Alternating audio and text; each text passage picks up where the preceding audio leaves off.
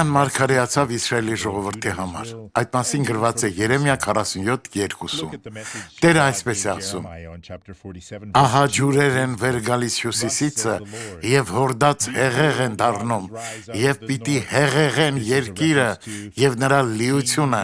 քաղաքը եւ նրանում բնակվողներին, եւ մարդիկ պիտի աղաղակեն եւ երկրի բոլոր բնակիչները պիտի ոռնան, բայց արդեն ուշ էր։ Նաբուգոդոնոսոր թագավորը գալիս էր վճռորոշ դեր խաղալու Աստծո արդարադատությունը ցույց տալու համար։ Հետևիր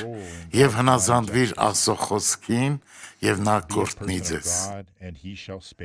Հայր, պաշտպանիր այս մարդուն չարի հարձակումներից։ Ես օրհնում եմ նրանց եւ ամեն չարիքի ասում եմ. հեռացիր հենց հիմա, այլևս երբեք չվերադառնաս։